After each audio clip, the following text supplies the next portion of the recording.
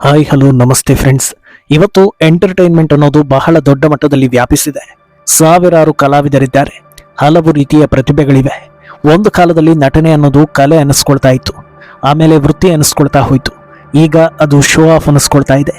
ಒಂದು ಸಿನಿಮಾದಲ್ಲಿ ನಟಿಸಿದ್ರೆ ಸಾಕು, ನಮಗೆ ಡಾಕ್ಟರ್ ರಾಜ್ಕುಮಾರ್ ಅವರಿಗೆ ಕೊಡೋ ಲೆವೆಲ್ಗೆ ಮರ್ಯಾದೆ ಗೌರವಗಳನ್ನ ಜನರು ಕೊಡಬೇಕು ಅಂತ ಎಕ್ಸ್ಪೆಕ್ಟ್ ಮಾಡೋ ಬಹುತೇಕರಿದ್ದಾರೆ.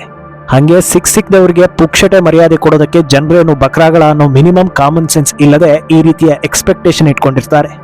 ಇವರುಗಳ ಮಧ್ಯೆ ಒಬ್ಬ ಟ್ಯಾಲೆಂಟೆಡ್ ನಟ ಸಮಾಜಘಾತುಕ ಕೆಲಸ ಮಾಡಿ ಸಿಕ್ಕಿಬಿದ್ದು ಸುದ್ದಿ ಆಗ್ತಾ ಇದ್ದಾನೆ. ಆತ ಬೇರೆ ಯಾರು ಅಲ್ಲ, ಶೈನ್ ಟಾಮ್ ಚಾಕೋ ಅಂತ. ಮಲಯಾಳಂನ ಪ್ರತಿಭಾವಂತ ನಟ, ಪ್ಯಾನ್ ಇಂಡಿಯಾ ಲೆವೆಲ್ಗೆ ಗುರುತಿಸಿಕೊಳ್ತಾ ಇರೋ ನಟ. ಈತನ ಕಾಂಟ್ರವರ್ಸಿಗಳನ್ನ ಹೇಳ್ತಾ ಹೋಗ್ತೀನಿ. ಈ ಗ್ಯಾಪ್ನಲ್ಲಿ ನೀವು ಮಿನಿಟ್ ಮೇಡ್ ಚಾನಲ್ ಅನ್ನು ಫಾಲೋ ಮಾಡಿ, ಸಬ್ಸ್ಕ್ರೈಬ್ ಮಾಡಿ, ಬೆಲ್ ಐಕಾನ್ ಪ್ರೆಸ್ ಮಾಡಿ.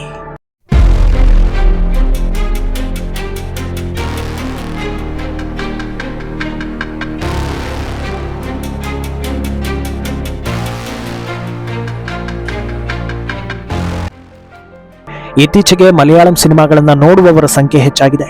ಕ್ವಾಲಿಟಿ ಸ್ಟೋರಿ ಅಂತ ಬಂದಾಗ ಸದ್ಯದ ಮಟ್ಟಿಗೆ ಮಲಯಾಳಂ ಸಿನಿಮಾಗಳನ್ನ ಮೀರಿಸೋ ಮತ್ಯಾವ ಇಂಡಸ್ಟ್ರಿ ಭಾರತದಲ್ಲಿ ಇಲ್ಲ ಅನ್ನೋದು ವಾಸ್ತವ.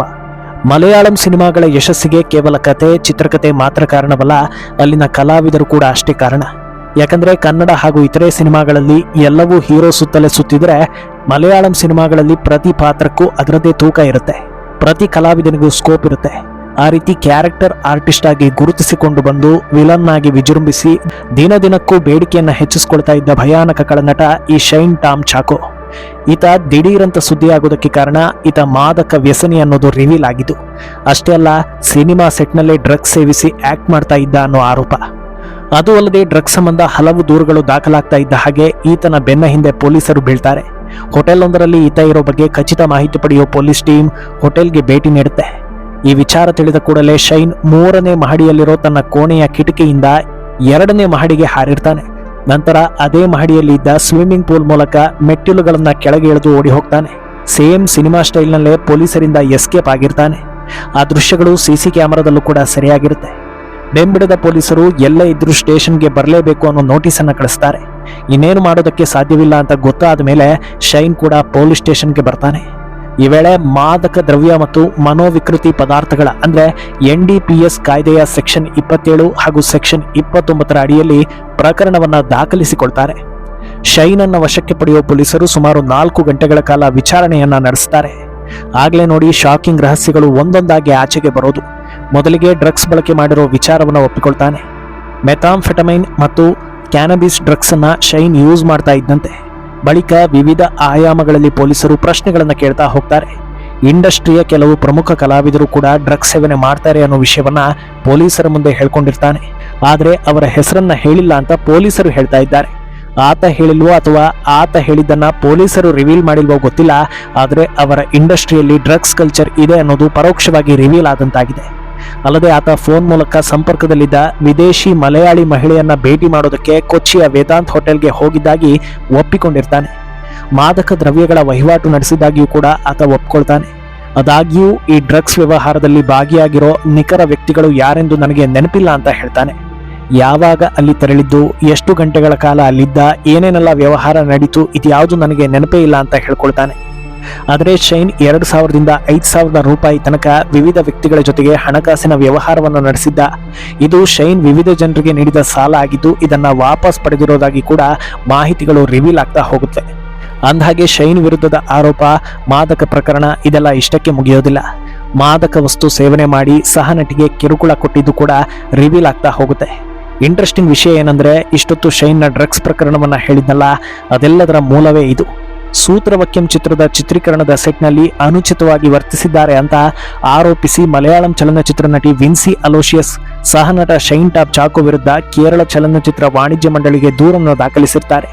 ಆಪಾದಿತ ದುಷ್ಕೃತ್ಯದ ಬಗ್ಗೆ ಅಲೋಶಿಯಸ್ ಮಲಯಾಳಂ ಚಲನಚಿತ್ರ ಕಲಾವಿದರ ಸಂಘ ಅಮ್ಮಾವನ್ನು ಕೂಡ ಸಂಪರ್ಕಿಸಿರ್ತಾರೆ. ಅಮ್ಮಾದ ತಾತ್ಕಾಲಿಕ ಸಮಿತಿಯ ಸಂಚಾಲಕ ಜಯನ್ ಚೇರ್ತಲ ಸಂಘ ಅಲೋಶಿಯಸ್ ಬೆನ್ನಿಗೆ ನಿಂತಿರುತ್ತೆ. ಈ ದೂರಿನಲ್ಲಿ ಆಕೆ ಹೇಳಿದ್ದ ವಿಚಾರಗಳು ಈ ಕೇಸ್ ಗಂಭೀರವಾಗೋದಕ್ಕೆ ಕಾರಣವಾಗ್ತಾ ಹೋಗುತ್ತೆ. ಇನ್ಸ್ಟಾಗ್ರಾಮ್ ವಿಡಿಯೋದಲ್ಲಿ ಈ ಬಗ್ಗೆ ಮಾಹಿತಿ ನೀಡಿದ್ದ ಆಕೆ, ಚಿತ್ರೀಕರಣದ ಸೆಟ್ನಲ್ಲಿ ಪೂರ್ವಾಭ್ಯಾಸದ ಸಮಯದಲ್ಲಿ ನಟ ಮಾತಾಡುವಾಗ ಅವರ ಬಾಯಿಂದ ಬಿಳಿ ಪುಡಿಯಂತಹ ವಸ್ತುಗಳು ಉಗುಳ್ತಾ ಇದ್ರು. ಇದು ಸೆಟ್ನಲ್ಲಿ ಮಾದಕ ದ್ರವ್ಯ ಸೇವನೆಯನ್ನ ಸೂಚಿಸುತ್ತೆ ಅಂತ ಆಕೆ ಹೇಳಿರ್ತಾಳೆ. ಆದ್ರೆ ಅದಕ್ಕೂ ಮುಂಚೆ ಅಂದ್ರೆ ಇದನ್ನ ಓಪನ್ ಆಗಿ ಹೇಳ್ಕೊಳ್ಳೋ ಮುನ್ನ ಒಂದು ಕಾರ್ಯಕ್ರಮದಲ್ಲಿ ಪರೋಕ್ಷವಾಗಿ ಈ ಬಗ್ಗೆ ಹಿಂಟ್ ಅನ್ನ ಕೊಟ್ಟಿರ್ತಾರೆ. ಮಾದಕ ದ್ರವ್ಯ ವಿರೋಧಿ ಜಾಗೃತಿ ಕಾರ್ಯಕ್ರಮದಲ್ಲಿ ಮಾತನಾಡ್ತಾ ಇದ್ದ ಅಲೋಶಿಯಸ್, ಚಲನಚಿತ್ರ ಸೆಟ್ಗಳಲ್ಲಿ ಮಾದಕ ದ್ರವ್ಯ ಸೇವಿಸೋ ವ್ಯಕ್ತಿಗಳೊಂದಿಗೆ ಇನ್ಮುಂದೆ ನಾನು ಆಕ್ಟ್ ಮಾಡೋದಿಲ್ಲ ಅಂತ ಹೇಳ್ಕೊಂಡಿರ್ತಾರೆ. ಇದರ ಬೆನ್ನಲ್ಲೇ ಶೈನ್ ಹಿಂದೆ ಪೊಲೀಸರು ಬೀಳೋದು, ಆತ ಎಸ್ಕೇಪ್ ಆಗೋದು, ಕೂದಲೆಳೆ ಅಂಚಲ್ಲಿ ಆತ ಎಸ್ಕೇಪ್ ಆದ್ರೂ ಆತ ನಟ ಶೈನ್ ಅನ್ನೋದನ್ನ ಗುರುತಿಸೋದ್ರಲ್ಲಿ ಪೊಲೀಸರು ಯಶಸ್ವಿ ಆಗೋದು, ನಂತರ ಹಿಡಿದು ವಿಚಾರಣೆಯನ್ನ ನಡೆಸೋದು. ಇಷ್ಟೆಲ್ಲ ಆದ್ಮೇಲೆ ತಪ್ಪೊಪ್ಪಿಗೆ ಮಾಡಿಕೊಂಡು ಆಕೆಗೆ ಕ್ಷಮೆ ಕೇಳದೆ ಹೋದ್ರೆ ಮುಂದೆ ಕಷ್ಟ ಇದೆ ಅಂತ ಅರ್ಥ ಮಾಡ್ಕೊಳ್ಳೋ ಶೈನ್ ಕ್ಷಮೆ ಕೇಳೋ ಕೆಲಸವನ್ನು ಕೂಡ ಮಾಡ್ತಾನೆ. ನಾನು ಇರೋದೇ ಹೀಗೆ, ಬಟ್ ಅದರಿಂದ ನಿಮಗೆ ಏನಾದರೂ ಬೇಜಾರಾಗಿದ್ದಿದ್ರೆ ಖಂಡಿತ ಕ್ಷಮೆ ಕೇಳ್ತೀನಿ ಅಂತ ಹೇಳ್ತಾನೆ. ಅರ್ಥಾತ್ ತಾನು ಮಿಸ್ಬಿಹೇವ್ ಮಾಡಿರ್ಲಿಲ್ಲ, ನಾನು ಇರೋದೇ ಹಾಗೆ, ಅದು ನಿಮಗೆ ಮಿಸ್ಬಿಹೇವ್ ಅಂತ ಅನ್ನಿಸ್ತು ಅಂತ ಹೇಳೋ ಕೆಲಸ ಮಾಡಿರ್ತಾನೆ. ನಂತರ ಇನ್ನು ಮುಂದೆ ಸಿನಿಮಾ ಸೆಟ್ಗಳಲ್ಲಿ ಪ್ರೊಫೆಷನಲ್ ಆಗಿ ಬಿಹೇವ್ ಮಾಡ್ತೀನಿ, ಇಂಥ ತಪ್ಪುಗಳನ್ನ ಮುಂದೆ ಆಗದೇ ಇರೋ ಹಾಗೆ ನೋಡ್ಕೊಳ್ತೀನಿ ಅಂತ ಭರವಸೆಯನ್ನು ಕೂಡ ಶೈನ್ ಕೊಡ್ತಾನೆ. ಆದರೆ ಇದೆಲ್ಲದರಿಂದ ಆಚೆಗೆ ಇನ್ನೊಂದು ಇಂಟ್ರೆಸ್ಟಿಂಗ್ ವಿಷಯ ಇದೆ. ಈ ಘಟನೆ ಸಂಬಂಧ ಪ್ರತಿಕ್ರಿಯಿಸಿರೋ ಮಲಯಾಳಂ ಸಿನಿಮಾ ಅಸೋಸಿಯೇಷನ್ ಹೇಳೋದು, ನಮ್ಮ ಚಿತ್ರರಂಗ ದಿನದಿನಕ್ಕೂ ಹಾದಿ ತಪ್ತಾ ಇರೋದಕ್ಕೆ ಈ ಡ್ರಗ್ಸ್ ಮಾಫಿಯಾ ಕಾರಣ ಅನ್ನೋದನ್ನ. ಈ ವಿಷಯ ಯಾಕೆ ಇಂಪಾರ್ಟೆಂಟ್ ಅಂದ್ರೆ, ಎಲ್ಲರೂ ಅನ್ಕೊಂಡಿರೋದು ಮಲಯಾಳಂ ಸಿನಿಮಾ ಇಂಡಸ್ಟ್ರಿ ಸಖತ್ ರಿಚ್ ಆಗಿದೆ, ಅಲ್ಲಿ 3 ಕೋಟಿ ಹಾಕಿ 100 ಕೋಟಿ ತೆಗೆಯೋ ಕೆಪಾಸಿಟಿ ಇದೆ ಅಂತ. ಆದರೆ ಅದು ವಾಸ್ತವ ಅಲ್ಲ. ಅಲ್ಲೂ ಕೂಡ ಸಿಕ್ಕಾಪಟ್ಟೆ ಸಿನಿಮಾಗಳು ಸೋಲ್ತಾ ಇವೆ. ಆದರೆ ಹೊರಗಿನವರ ಕಣ್ಣಿಗೆ ಕೇವಲ ಹಿಟ್ ಸಿನಿಮಾಗಳು ಮಾತ್ರ ಕಾಣಿಸ್ತಾ ಇದೆ ಅನ್ನೋದು. ಅಲ್ಲದೆ ಶೈನ್ಗೂ ವಾರ್ನಿಂಗ್ ಕೊಟ್ಟಿರೋ ಅಸೋಸಿಯೇಷನ್ ಇಂಥ ಕೆಲಸ ಮುಂದುವರಿಸಿದ್ರೆ ಸಿನಿಮಾ ಇಂಡಸ್ಟ್ರಿಯಲ್ಲಿ ಜಾಗ ಇರೋದಿಲ್ಲ ಅಂತ ಹೇಳಿದೆ. ಶೈನ್ ಮಾತ್ರವಲ್ಲದೆ ಯಾರೇ ಇಂಥ ಕೆಲಸ ಮಾಡಿದ್ರು ಅವರಿಗೆ ಇಂಡಸ್ಟ್ರಿಯಲ್ಲಿ ಜಾಗ ಇರೋದಿಲ್ಲ ಅಂತ ಹೇಳಿದ್ದಾರೆ.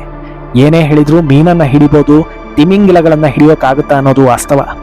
ಇಷ್ಟೆಲ್ಲ ರಂಪಾರಗಳೇ ಮಾದಕ ಕೇಸ್ಗೆ ಕಾರಣವಾಗಿರೋ ಶೈನ್ ತಮ್ಮ ಕೆರಿಯರ್ನಲ್ಲಿ ಒಳ್ಳೊಳ್ಳೆ ಸಿನಿಮಾಗಳನ್ನ ಕೊಟ್ಟಿದ್ದಾರೆ. ಚಿಕ್ಕ ಪುಟ್ಟ ಪಾತ್ರವೇ ಇರಲಿ, ದೊಡ್ಡ ಪಾತ್ರವೇ ಇರಲಿ, ಶೈನ್ ನಟನೆಯಲ್ಲಿ ಫೇಲ್ ಆಗಿಲ್ಲ.